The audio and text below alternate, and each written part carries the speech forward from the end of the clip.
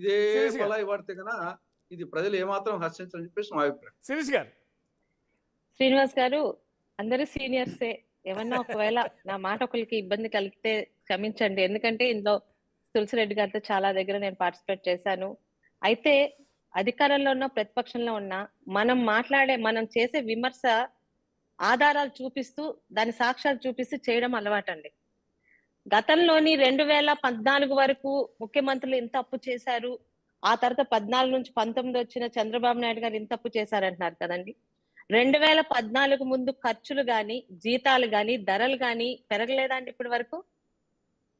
అలాగే గతంలోని ప్రతిపక్షంలో ఉన్నప్పుడు ఓకే, అధికార పక్షంలోని మేము జనాల్లోకి వెళ్ళినప్పుడు ఖచ్చితంగా మీరు అన్నట్టు విద్యుత్ ఛార్జీలు పెరిగిపోవడం వల్ల లేకపోతే వీటి వల్ల ప్రజలు ఈరోజు ఇబ్బంది పడితే మమ్మల్ని ఖచ్చితంగా అందులో పల్లెటూరులో ప్రజలు ఫిల్ట్ పట్టుకొని మరి అడుగుతారండి.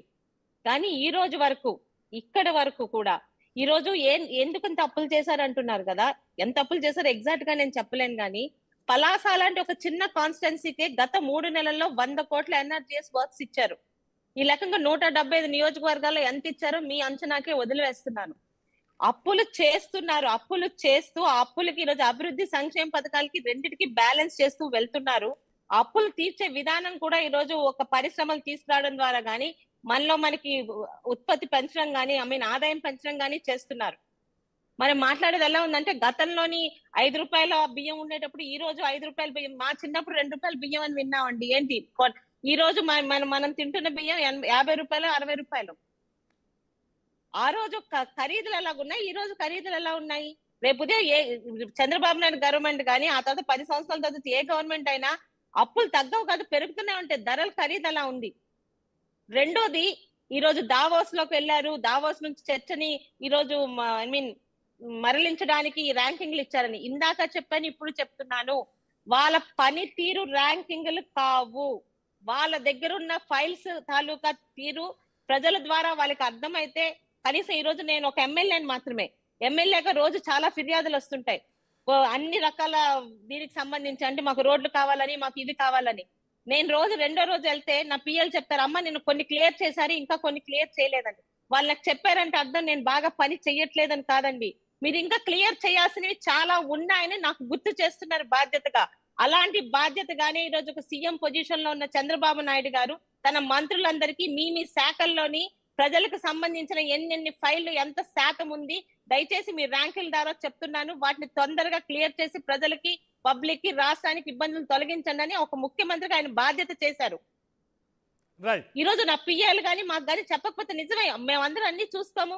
రేపు ఉదయం వెళ్ళగానే ఇంకా ఇన్ని పెండింగ్లు ఉన్నాయమ్మా, మనం ఆఫీసర్స్ తో మాట్లాడాల్సింది, మనం చేయాల్సిన క్లియర్స్ అంటే గబాబా కూర్చొని చేస్తాను. కానీ నువ్వెవరు నాకు చెప్పడానికి? అంటే నేను బాగా పని చేయట్లేదని మేమేం అనుకోవట్లేదు. చంద్రబాబు నాయుడు గారు తులసిరెడ్డి గారు కూడా దాన్ని ఏమన్నారంటే, అవి ఇంటర్నల్, దాని ప్రజలకు అవసరం లేని సబ్జెక్టు అనేది ఒకటి. నెంబర్ 1 చంద్రబాబు నాయుడు గారు కూడా ప్రజలకు తెలియకుండా లోపలగా అచ్చెన్నాయుడు గారినో లేకపోతే పయ్యావుల కేశవనో పిలిచి, పయ్యావుల కేశవ్ గారు నీ దగ్గర ఇంత ఉందని చెప్పడం కాదండి, ప్రజలకు కూడా ఇంకా అన్నారే నా భార్య తాలూకు జీతం ఇంకా రావట్లేదు, ఎందుకు ఇంకా పెండింగ్లు ఉన్నాయి.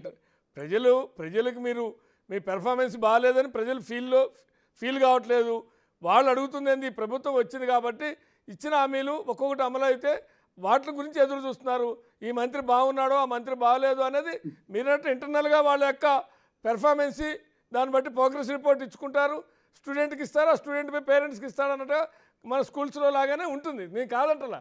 కానీ అది ఇవాళ ప్రజలు ఏమంటున్నారు అంటే, ప్రజలు మంత్రుల యొక్క పనితీరు బాగుందని బాగలేదని చర్చ ఎక్కడా జరగలేదు. మీరంతా మీరే ప్రోగ్రెస్ రిపోర్ట్ పెట్టి ఫైల్స్ క్లియరెన్స్ పేరుతో అది ప్రజలందరికీ అర్థం కాదు కదా అంటున్నారు తులసిరెడ్డి గారు. అది ఫైల్స్ క్లియరెన్సా? శ్రీనివాస్ రెడ్డి గారు, ప్రజలందరికీ అన్ని అర్థం కావాలని లేదండి. మనందరం చిన్నప్పుడు నేర్చుకున్నదే, గ్లాస్ లో సగం నీళ్లు ఒకరికేమో సగమే కదా ఉన్నాయి నిరుత్సాహంగా చూస్తాడు, ఒకటి సగమనే ఉన్నాయి కదా మిగతా సగం తర్వాత తెచ్చుకుందాం అవసరం వచ్చే లోపల అంటారు. ఈరోజు చంద్రబాబు నాయుడు గారు కూడా నేర్పిస్తుంది అదే.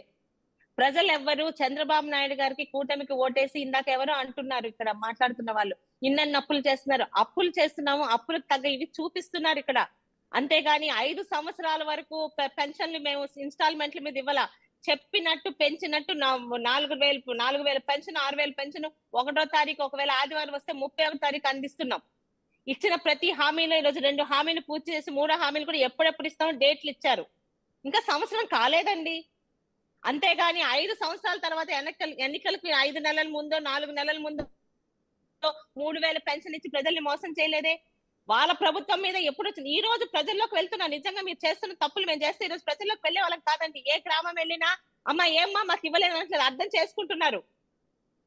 ఎక్కడ పెన్షన్లు ఆగలేదు, ఎక్కడ రోడ్లు ఆగలేదు, ఎక్కడ మీరు అన్నారే ఇందాక ఏంటది ఒక్క పోలవరమే కాదండి, ఒక మామూలు పలాసలో ఉండే ఆఫ్ షోర్ ప్రాజెక్ట్ కూడా బడ్జెట్ 35 కోట్లు ఇచ్చారు. మొదటి 6 నెలల బడ్జెట్ లో ఆల్రెడీ ఆ కాంట్రాక్టర్ కి 19 కోట్లు పడి రేపు 10 మొదలు పెడుతున్నారు. ఒక్క ఆఫ్ షోర్ లేకపోతే ఏంటది పోలవరమే పట్టించుకోవట్లా.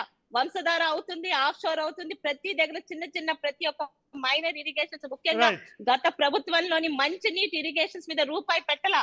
ఏమంటే మళ్ళీ గెలిపించండి అప్పుడు చూద్దామన్నారు. డేట్లు మార్చారు. అలా చేయట్లేదే.